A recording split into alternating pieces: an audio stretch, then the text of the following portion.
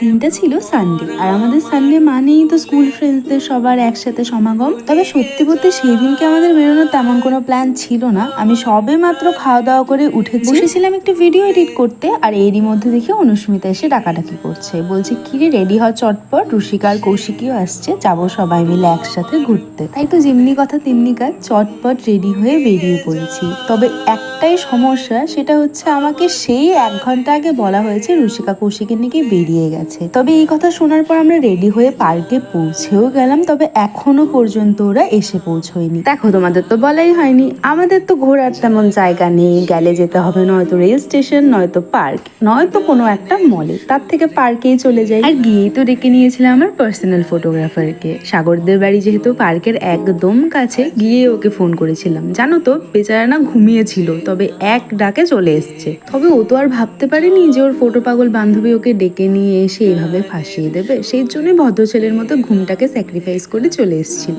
আর এই একই জায়গায় একই পোজে একইভাবে হেঁটে যে আমি কতগুলো ভিডিও বানিয়েছি তার হিসাব নেই। এই ব্লগে এটা ইউজ করছি, মনে হয় না আর কোথাও আর ইউজ করা হবে। দেখলে তো আমাদের বান্ধবীদের সময়ের কত দাম আছে, তাই তো ওরা আমাদের সময়ের কোনো মূল্য দেয় না। আমরা রীতিমতো 1 থেকে 1.5 ঘন্টা পেরিয়ে গেছি এসছি, তবে এখনো পর্যন্ত রুষিকারা এসে পৌঁছয়। এই মেয়েটা এত পরিমাণ ঠাটা, মাঝে মাঝে আমার ইচ্ছে করে ঠাটিয়ে চড় মেরে দিই, যদিও এটা ইচ্ছে না, মাঝে মাঝে মেরেও দিই। তবে এখন যেহেতু পার্কে এত মানুষ আছে, সেই সাহসটা দেখালাম না। তবে আসার পর যে আমার কাছে 1000 খানিক দেখা কথা, আর তার সাথে 100-200টা গালি খেয়েছে, সেটার তো হিসেব নেই। তার উপর উনি সুরমা লাগিয়ে এসছেন, আবার আমায় এসে শোনাচ্ছে তোরা এত সেজে এসছিস কেন। আরে বাবা, তোর জন্য যে 2 ঘন্টা আমরা ওয়েট করছিলাম, তখন বসে বসে কি করব। আর আজকে রুষিকার সাথে রুষিকার এক বান্ধবীও এসছে, যে আমাদের এখানে কিছুদিন হলো ঘুরতে এসেছিল, তাই ওকেও রুষিকা নিয়ে এসছে আমাদের সবার সঙ্গে একটু দেখা করাতে। আর এইদিকে আমাদের সাগর বাবা জীবন, এতগুলো মেয়ের মাঝে ও একা একা একটা ছেলে